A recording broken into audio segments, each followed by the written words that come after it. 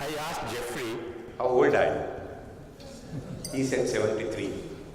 I said, that's a relief, I'm only 70. Honorable the ministers,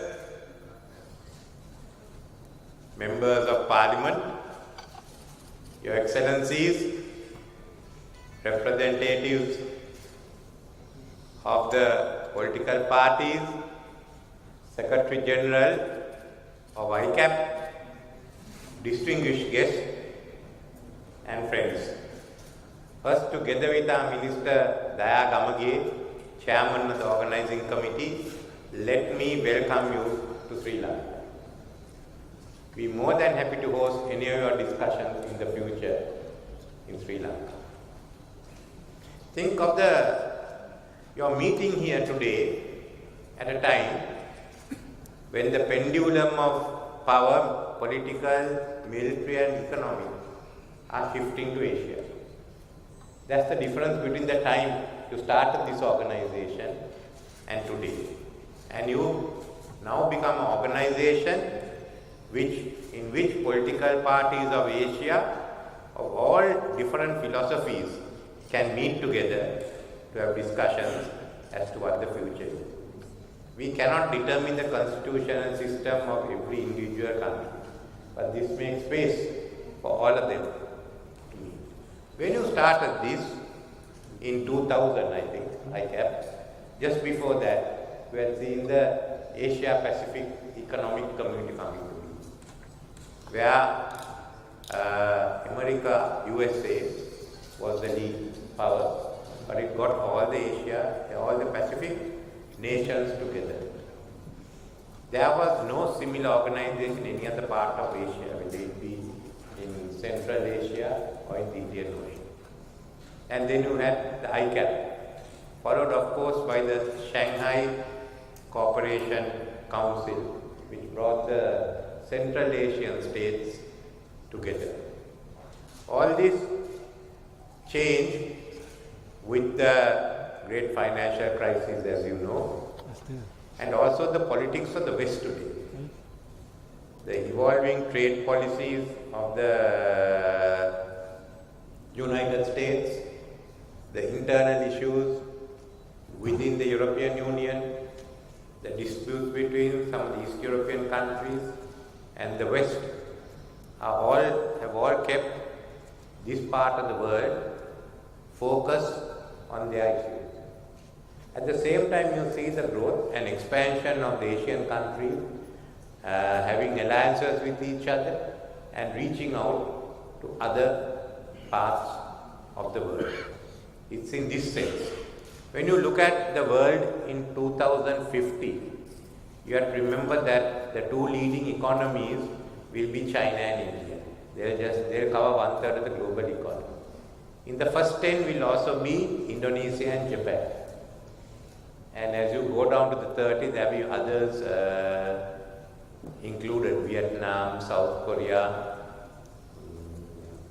Pakistan, Malaya, Thailand, Malaysia, Bangladesh, and even Singapore. So you can see where the growth and the momentum will come, which means we have to retain a high rate of growth.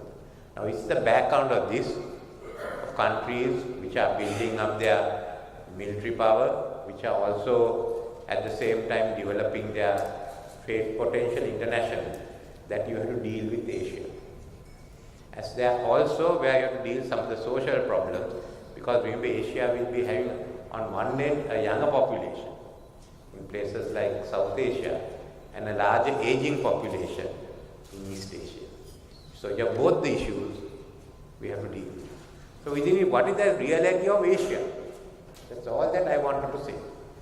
But a lot of people at one time confined Asia to East Asia and the Pacific. I think the first definition in the modern times came during World War II, when you got a Pacific Command with the LISAT and a Southeast Asia Command with the LISAT, which was stationed here in Sri Lanka. That is something that went on because there were two different European powers, and after Britain left the Indian Ocean, we have developed our own political system. But East Asia has done its own political system. And Central Asia, its own political system, especially after the fall of the Soviet Union. So there are three distinct units which have to be recognized. It is not one big continent. Nor is Europe, as you see in the conflict between the eastern countries and the western countries. And the economies, the social and the political factors, and the relationship between countries in the region have to be taken into account in determining Asia. It doesn't mean that we don't want to be Asia, we like to be Asia, but the differences have to be noted. Especially I'll talk of the Indian Ocean and Asia. But initially, we were in the second league, we were all second league players. And that's what happened. We found after the financial crisis, the focus was on BRICS. Brazil, Russia, India, China, South America. Unfortunately, they forgot one fact. This was nothing invented in Asia. It was a term which came out of Goldman Sachs. So like the problems of Goldman Sachs, they also had to undergo the same problem. There was also a lot of money put in by the Chinese and the Japanese government into those areas. Japan has been a long-term development partner of our countries. China came in for the first time. There were a lot of controversies on the terms of the debt. Nevertheless, money was present. And from that came the Belt and the Road Initiative. And the Belt and the Road Initiative's first focus was on the belt. But when the Maritime Silk Road came, the focus came for the first time into the Indian Ocean. Everyone took notice of it. Whether the Silk Road is good or bad is another matter. You can have your opinions on it. But one thing that cannot be questioned is it brought the attention back into the Indian Ocean and the recognition that we are also part of Asia. But Indian Ocean means not only India, Indian Ocean, Asian countries. We are taking the East African coast. Because our culture has been such.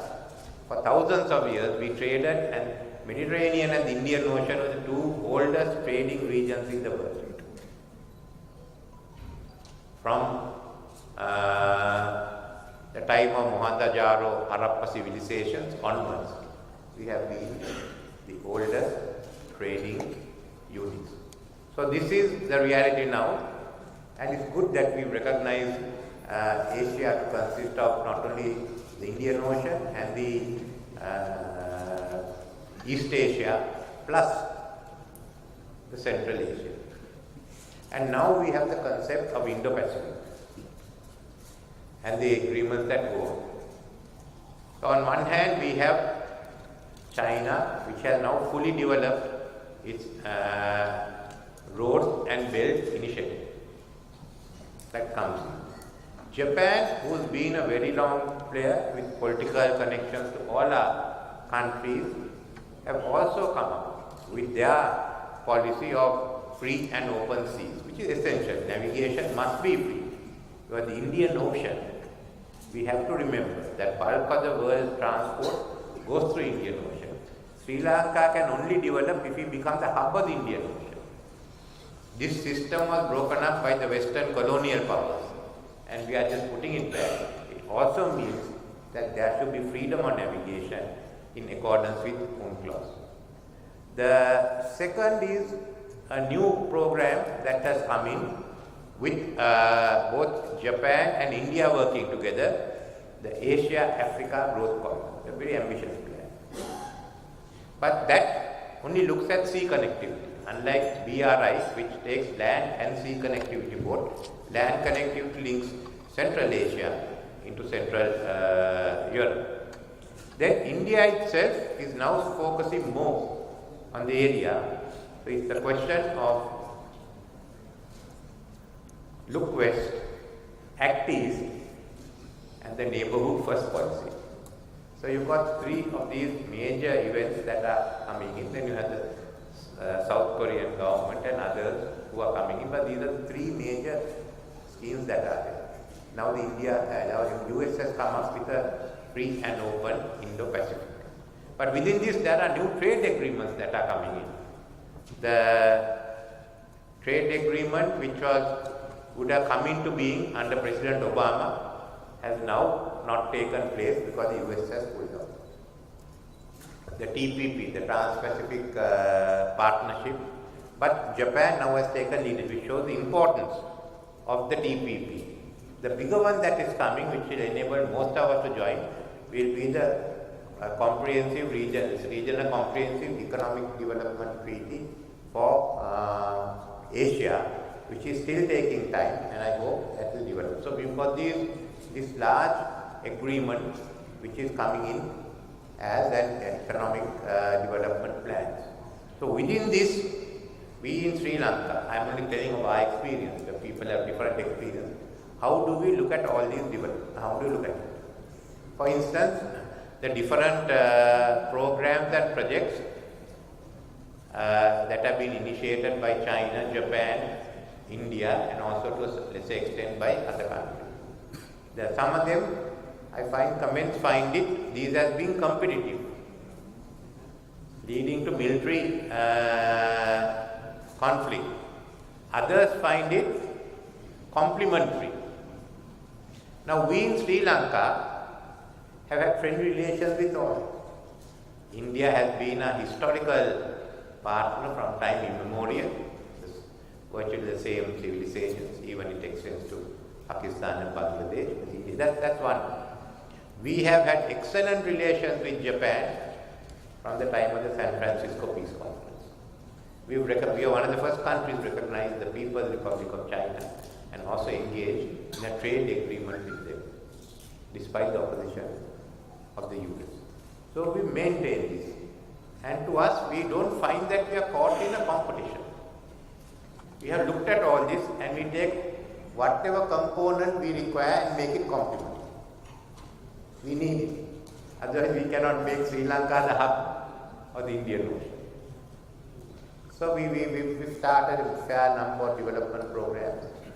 For instance, the whole of Kandy, the ancient capital, will be undertaken by Japan. India is involved in a big program of house building in the north, in the hill country, the road system in the north, and of course China, that's also been down here. The best example is some of the highways we are making. One section is done by China, one section is done by India, one section is done by Japan, other section is done by us. So we find all this complementary. We have this land development, landfill here. It started out for real estate, but we found that there's a greenfield site on which we can also locate an offshore financial center. So there the developer will be controlling. And we've now developed a road system from Kandy to Hambantota. The Hambantota port itself, really we found the best way was to get outsider to bring the ships in. So we had this agreement with China merchants. Otherwise it would certainly not have been viable. And a lot of people contended that this will be a Chinese military base. There is a military base in Hambantota. I concede that. That base is run by the Sri Lanka Navy. We already got a commando in charge, and once this is finalized, it will be a reality. Any ship can come to Hambantota, because we control the access and entry. We've had Japan and other ships visiting. So that is not an issue. Secondly, there is an airport, and the cabinet has approved that Sri Lanka Airport Authority and the Indian Airport Authority together and in a public-private partnership run the airport. So we've had no issue at all. We just laid the foundation stone for a refinery, which is basically Indian, and a cement plant and LNG plant which are Sri Lanka. So we certainly have not found any difficulties, and we find that we've taken it compliment, but we finally want this to become the hub of the Indian Ocean. We are looking at ADB and Japan on how to expand the Colombo harbor, how to expand the southern port, and then have a northern harbor, northern port. We are looking at long-term development of Trincomalee. Again, Japan and ADB is helping us. India is helping us with the Kankasansure ports. So we would like to go ahead and develop it. Then what is our role? In the middle of what is most important for us is to ensure that there is no military conflict and this continues. So this is why when we say Indo-Pacific, we say that there is two distinct areas. The problems and the issues on the Indian Ocean are not the same as the Pacific. We should all have the common principles: freedom of navigation, dispute resolution, absence of military conflict. Then look at it in a way. Within the Pacific context, South China Sea still remains a big issue. But within the Indian Ocean, this has not taken place. So take note of what Prime Minister said of India. Mr. Modi said at Shangri-La, we have no alliances aimed against any country. So that is the first. We say there are no alliances aimed against any country. And many countries which feel any military alliance that they've got is bit too early for our region. So if we avoid the military entanglement, there can be military maneuvers. There are many. All the ships take part in it at different times. India has the biggest one with the naval symposium. We have the Goal Dialogue, and then there are the different maneuvers. That's not an issue. And within it, what Sri Lanka's role is now to ensure freedom of navigation in the Indian Ocean. We had the first stakeholders conference, 1.5-track conference. Earlier, Deakin University had one in Australia, where we met with the officials. And so not only the member countries, not only the littoral countries, but all interested stakeholders in all parts of the world have taken part. And they've recommended that we look at, we now hold a ministerial conference. So UNCLOS, we have looked at UNCLOS, but we've also got to discuss issues which were not prevalent at the time of UNCLOS. Piracy didn't take this amount, drugs, the smuggling, all those are issues that we have. And we have also taken up another very important issue in regard to connectivity. Sea is no longer restricted to connectivity by ships. The sea cables, if you cut your undersea cables, all your connectivity is gone. So we've also taken those issues up. We felt these are the roles that we can play and ensure that there's a dialogue between all the interested stakeholders for the success of ensuring freedom of navigation. As long as there's freedom of navigation, then it's up for Sri Lanka to develop its own competitive policy.